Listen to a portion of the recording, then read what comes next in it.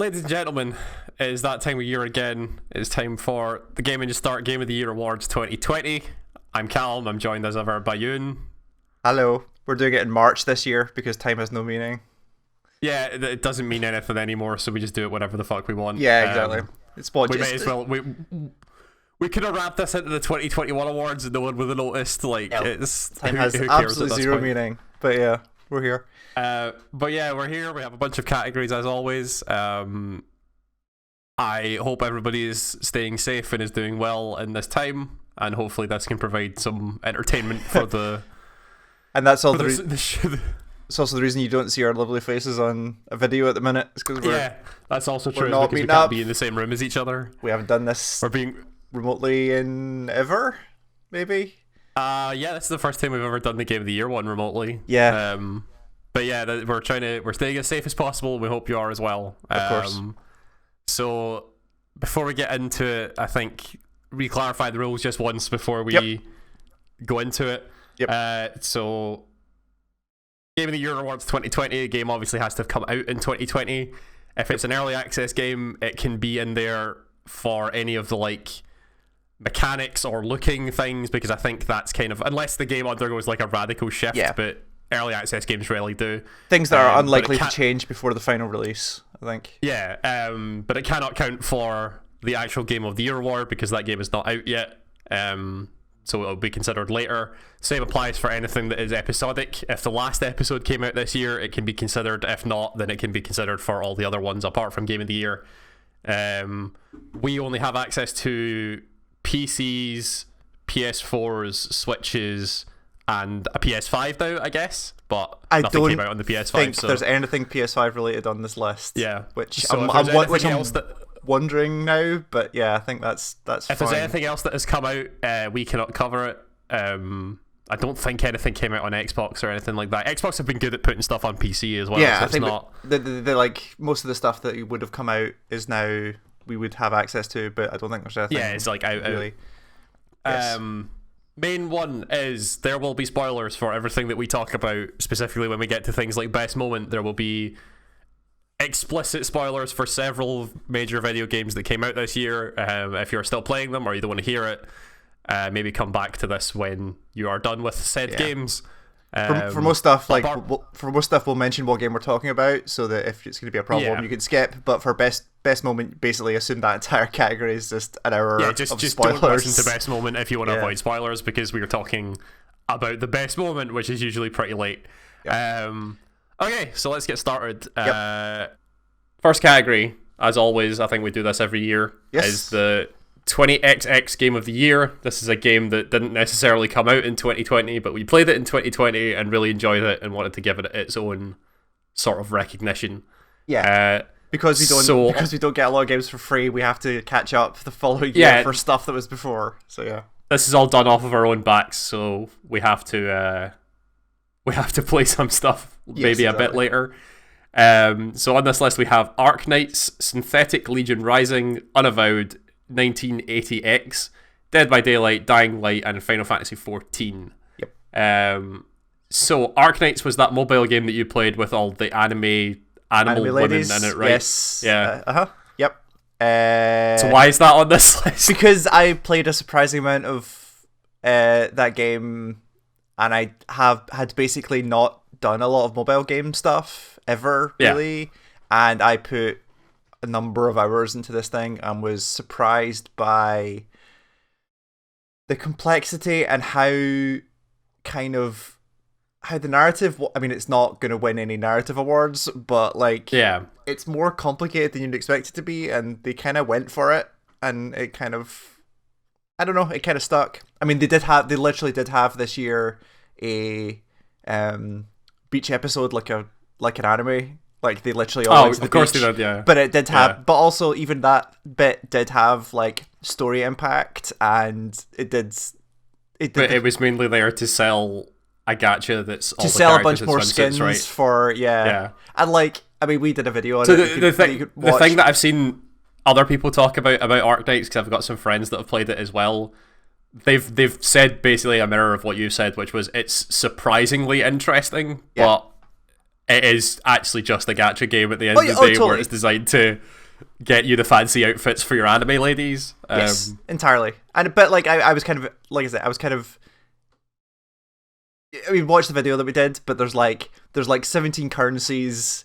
There's like the main game, there's the visual novel part of it, there's like a XCOM style base build mechanic, there's the whole, and it probably has one of the best loot box opening animations I think I've seen in a while. Although you said that was a clone of like a different thing, where it was like unzipping a duffel bag. So the duffel bag one was like, I can't remember what game it was now, but there are other games that have done duffel bag opening style things. I just can't remember what it is. Okay. I think I said it in the video, but I can't remember what it is at this point. Yeah, fair enough. I've seen too many gacha opening animations at this point that they all blend together. Yep. Synthetic is that roguelike thing? Roguelike top down shooter with reload mechanics, let's say. Crazy guns and reload mechanics. I don't know, this is another one I spent a surprising amount with this year. I think I picked it up literally in the January sale last year, and I've just been kind of plugging away at it. It's a really good one of those. It's got a cool look to it. Like, it is all 2D sprites, but obviously rendered from 3D, and it's kind of got this clean look to it, and I don't know. I liked it. I killed a lot of time with that game. It has some interesting thing. I like the it's kind of got like a Borderlands like gun manufacturer thing where like different guns are made by different companies and therefore do different things. But then, which is cool. But then there's also just like crazy guns, like there's the sniper rifle that does more damage if you do a 360 before you fire it and stuff like that. Like some of them definitely have the kind of Borderlands. There's mental stuff. Yeah, ridiculous. It's a fun game. It's also like pretty challenging. It's difficult as well. Like when I start to first get to like the first bosses, which are also randomized, and you're like, oh, I've got this guy, and then I did another run and just came across this giant tank that like one-shotted me. I was like, oh, okay, there's some stuff here. Okay. Then Unavowed, that was the adventure game that you played? Yeah, the pixel point and click adventure game from Wadget Eye. Yeah, it's the Wadget Eye one. It's the first Wadget Eye game I'd played all the way through. I did a big chunk of Gemini Rue, but just never finished it. It's really good. It's all voice acted. All the voice acting's really good. It's got some really good story moments in it, and has some surprising. Yeah, I think I talked about it on the podcast when I was playing it, but like, it was really excellent up to like the last 15 minutes with the ending. Yeah. And you're like, I mean, it's not really spoilers, but like, they do the thing where it's like, you made this decision and this decision and this decision, and then both of the ways that can resolve just kind of, like, there's one that is definitely like, this is the right way to do this, and then the other where it's just like, I'm gonna have a conversation, and then the game ends. Okay, right? Yeah, got you. I don't know, I had a really disappointing ending, but up to that point, like, it's pretty good at saying, like, here are the implications of all the things you've done, and they do not, like, again, up until the ending, they do not guide your hand in any way about how you resolve a bunch of situations. So like, I mean, very quickly, the crux of the thing is that, like, you're basically, there's like a secret society or secret group that's entire job is to manage fantasy creatures that live in God, where is that even set? I can't even remember. But set in like this modern day American city that you then join because you had an experience with a demon early on, and when you join them, like, all of it is like, you really need to go resolve the situation with this demon, and how you actually, every one of the different like chunks of it have like a couple of different ways you can resolve that basically is up to you. It's like a lot of them are pretty bad for everyone involved. There's no good situation basically for anyone. Like, they're all difficult decisions, which is kind of rare in these type of things. So I don't know. It's really good narrative. It kind of fluffs the landing pretty hard. Sure. But it's pretty good. 1980X. I don't even remember what that is. Yeah, it's a short pixel art. Well, it's not even pixel art really. It's a kind of narrative game, but it's strung together with pretty good fake versions of old arcade games. There's like an Outrun version. Okay. There's like an Outrun game. There's like a Shinobi clone. Oh, I sort of remember this now. Yeah, really good music as well. But it's telling the story of the main character, like, kind of discovering arcades as an escape from their home life in like the boring suburbs, and coming to the city and seeing all of this kind of stuff. It's a really good story. It's really well voice acted, and actually the mechanics of the games tie pretty well into the story, including the very last section, which, minor spoilers, is like a what's the name of that old, really, really old, like, first-person dungeon crawler, like DOS level, where there's a dragon and a maze. I don't know what you're talking about. But it's like a first-person. It's like the original Ultima games.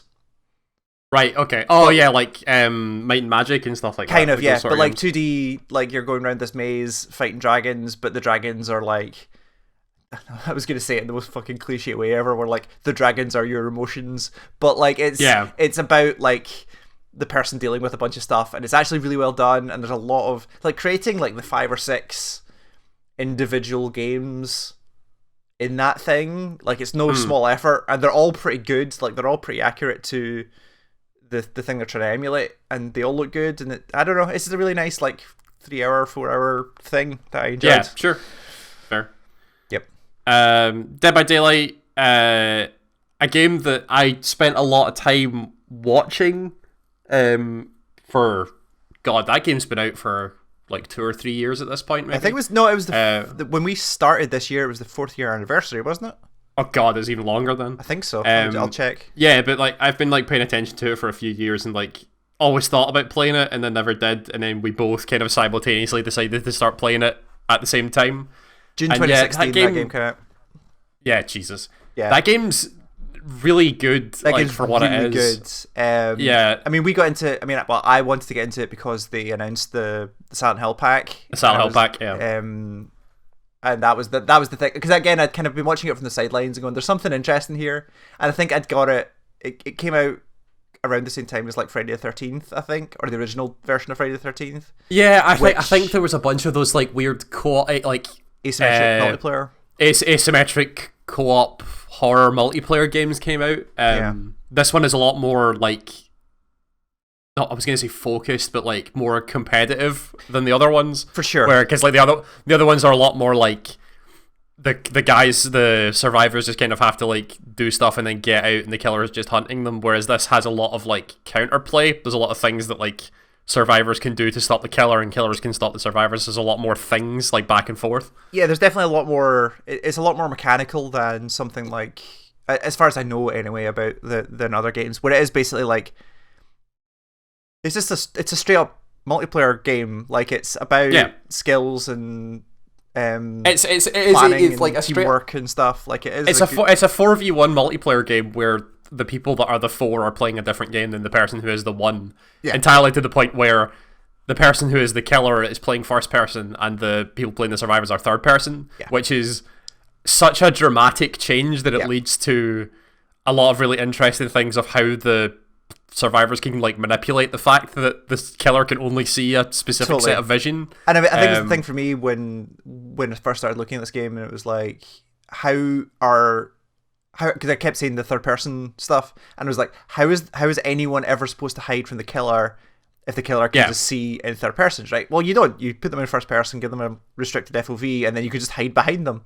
And it's just such every part of that is such really smart decisions about how to make the core game. And then every killer they put out, or all the ones I've seen so far that they put out while I've been playing this game, has just been so just enough changes to the core mechanic where it seems fresh. And like every time you go in and it's like, okay, we have no idea who we're fighting at this point, or we have no idea who else is here. We don't know what the killer is, so we're just going to have to go, and then as soon as we see it or recognize it or something, we're going to have to just deal with it, and we'll see what happens.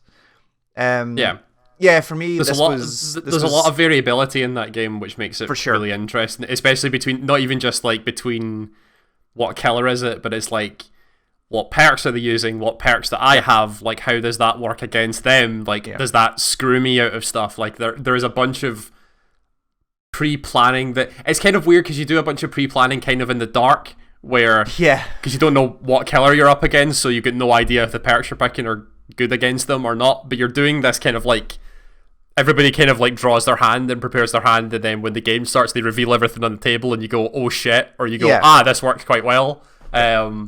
So it's a really cool kind of mechanic that they've got. And for me, this was a game that had the not solved. It allowed me to do a bunch of stuff that I don't normally get to do in these type of games, like just multiplayer games in general, where like I started paying attention to patch notes, which I don't do a lot about like exactly what's changed. I actually got to play both sides and do reasonably well. Like there's definitely a it's a game that I've also been playing like a lot with my friends and stuff like that, where you can take it super seriously if you want, and obviously people do, like people grind for ranks or whatever, but see as just like a general chill out with your mates and fuck around sort of thing. It's also great at that. Like you don't have to take it super seriously if you don't want to. It's great. But I mean, I played most of my time in that game solo and had what, out of the 40 hours I've played it or something like that, I've had like 3 bad experiences, and even then it was like one of them was just like the killer disconnected because they were losing, and I was like, okay, like fine. But and also like they've made a bunch of decisions to stop that from happening, where like, okay, if you're a survivor and the killer disconnects, you still get XP, like it's not a waste. Like there's not a lot of ways to really troll people, which works in that case, specifically for this. But I don't know. I spent a surprising amount of time with this game that I did not expect to this year. Yeah, I've spent a lot of time with it. I've had a good mix of playing Survivor with people and like Killer on my own, and the game, it feels really. It's weird because like both halves of it feel really distinct, but at the same time linked. It's really strange, but it's a super interesting game and it's really fun. I get excited whenever they put out somebody new because it always shakes it up in a really interesting way. For sure. But so that's Dead by Daylight. You played Dying Light this year? I played Dying Light this year because it was a game it's one of these games that's kind of held in like cult status where a bunch of people played it and said it was really good, and then the developers just keep supporting it like inexplicably, like they keep putting out patches and free content like every few months it seems. Really? Yeah, like when I started, there was a bunch of new stuff in it that had only just been put in like a month or so earlier.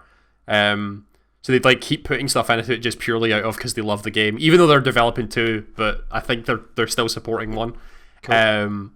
So I played quite a lot of it, like 30 hours of it, and like what people were saying is correct. It's really fun. Like it is a really cool. It's like this like open world zombie survival game with parkour elements, and like the combat is like you're trying to avoid combat as much as possible, obviously, because it's a zombie survival game. But when you do get into combat, the mechanics are really solid. Apart from when you get into it's kind of the fall of any zombie game is like when the humans show up and you have to start using guns. That's when things kind of fall apart because guns just kind of like instead of it being like this weird counterplay between you and the zombies of like I'm faster than you and get around you, but there's a lot of them. You just turn up with guns and they're like there are guns now. Everybody dies. It's How'd you deal with the night stuff? Because I know you're not a huge horror game person, but like it sounds. It's fine. Like it is legitimately scary because the special super infected come out at night. But if you want to, but you got obviously there's like better loot or whatever at night, so you can choose to go out if you want to. If not, there are like safe houses to just go and sleep the night off. But it is like it's really tense when you're at night, obviously, because you can't see. And you can hear them everywhere because they make noises and there are like flashes on screen and stuff. It's really interesting. But the best thing about it, the traversal mechanics, like the actual parkour, is really solid. Like for a first person game, that thing is surprisingly good. Like everything snaps the way you want it to. You very rarely have the situation where you go to jump at something and like just bounce off of it because it's a video game. It's really fluid. Everything changed together really well, so nothing is like I very rarely had physics issues trying to do the parkour stuff, which was really impressive to me. Sure. Also there's a button to just do a drop kick, which is really fun. Yeah, there's a drop kick button. Yep. if you jump in the air melee attack, your guy drop kicks, so you could just drop kick zombies off of windows, and it's ridiculously satisfying. Like, you don't expect it to be as satisfying as it is until you do it, and then it's really, really good. Yep. Yeah, that game deserves all the praise that it gets. It's a really well designed thing, and it gets supported really well. Sure. And then Final Fantasy 14. This is a really late edition. Yeah, I saw you playing this last night. Yes, I've been playing Final Fantasy 14 in my Christmas break time, because I kind of was like, I've played everything that I kind of want to play, so Sure. I don't have to catch up. And it started because I saw a video on YouTube, like a recommended came up for me randomly that was like a guy who does really high quality production value like raid guides for positioning and what people should be doing at any moment, but they're like really clear and crisp and they move really well. And I was looking at this late game raid from the latest expansion, or the latest patch I should say, and it was like, it looked like a dance. Like, everybody was like moving in specific like clockwise directions and in and out in like really specific ways. So I messaged my friend, it was like, who has been playing it since like the start of the year or whatever, and he's like tanked all the content, like he's super crazy into it. And he's like, hey, what is this thing? Like, what? Or I messaged him and saying, hey, I found this video on Final Fantasy 14 that's like a raid guide. And he was like, oh, is it this guy? And I was like, oh yeah, how the hell did you know that? It's like, oh yeah, his guides are great. So we sat and talked about it for ages, and I was like, I should probably check back in with that thing, because it's been like a good year and a half since I've looked at it. And they've had like a whole other expansion since then, and like there's a bunch of content that's come out, and I should go and look at it. So I got back into it.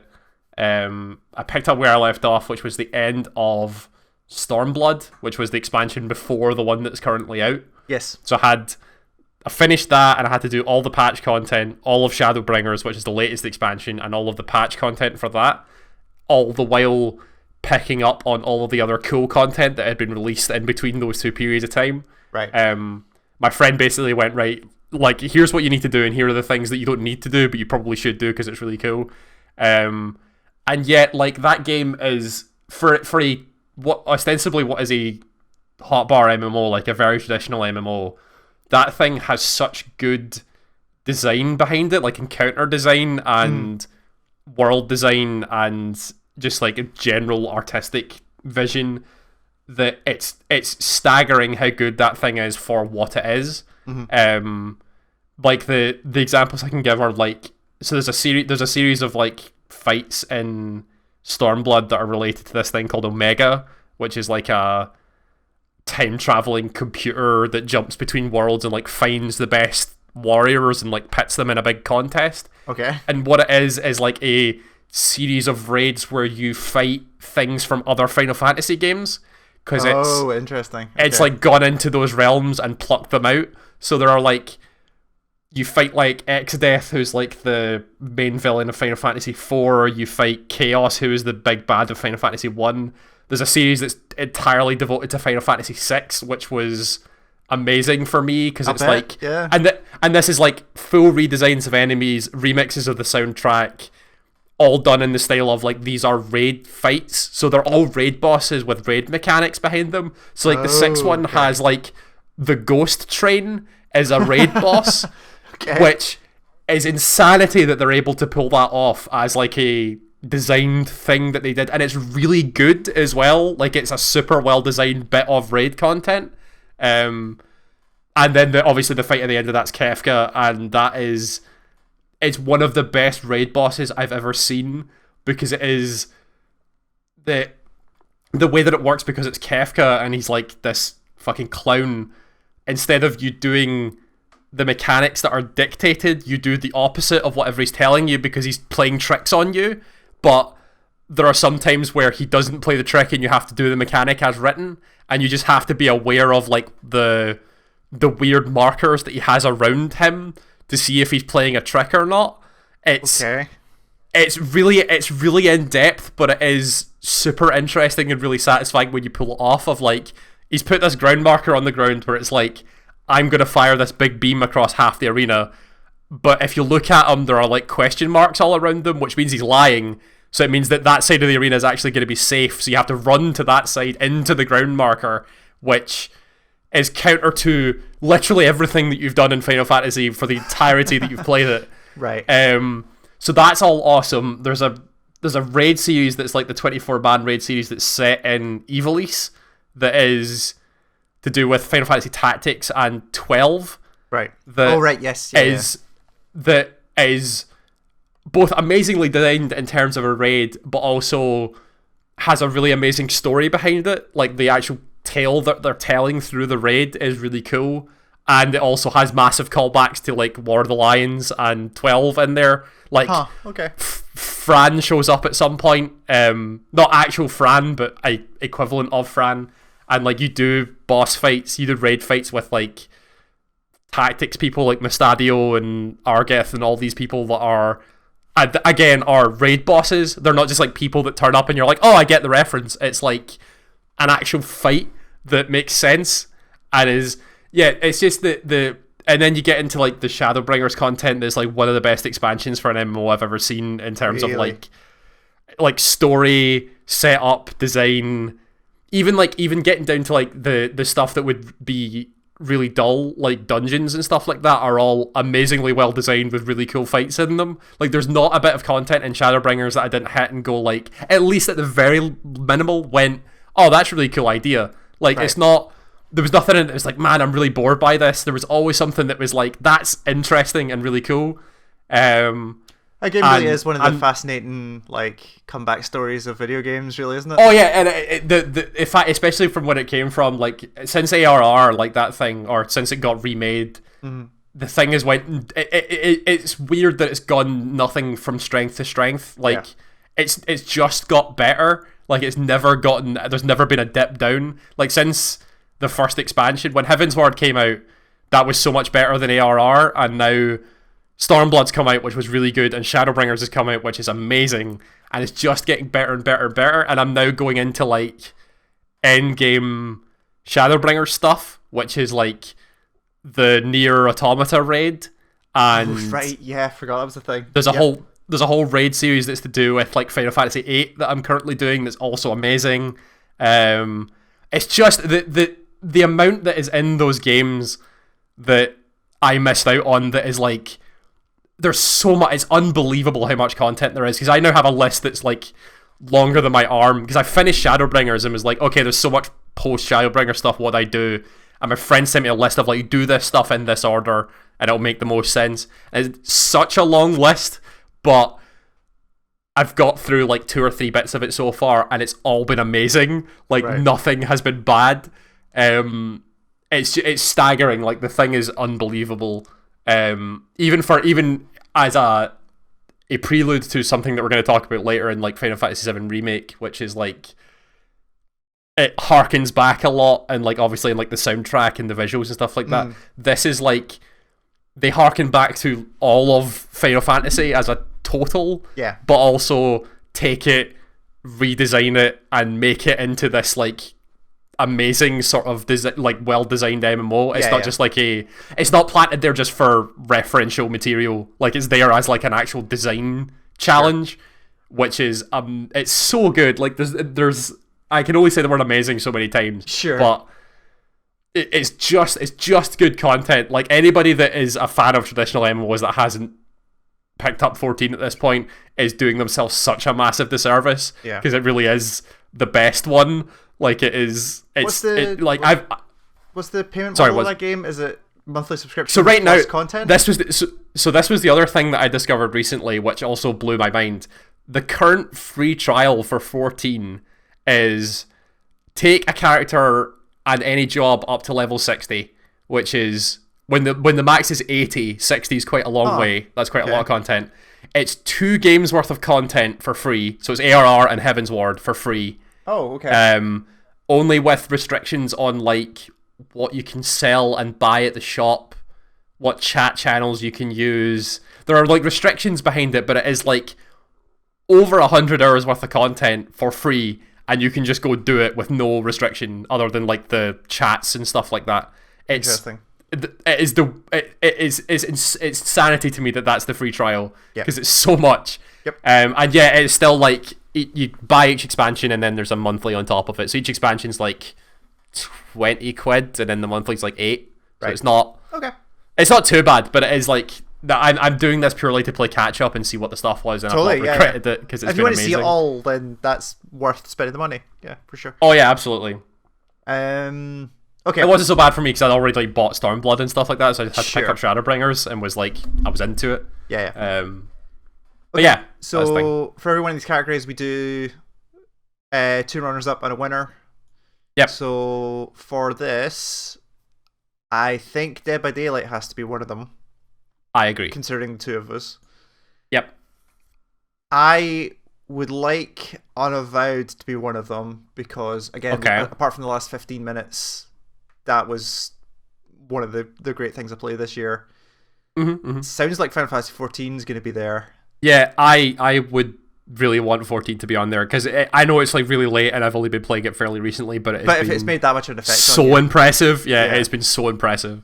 So I would be okay. So if we do Dead by Daylight, 14, and Unavowed, does that seem alright? Yeah, like so the top half is kind of like stuff other than Synthetic, which I played a bit of. Yeah, like Synthetic's really good, but it's not. It didn't. I'm okay with it. Unavowed, I remember talking about it in the podcast. And it seemed really interesting. I really liked what they did with that. They didn't.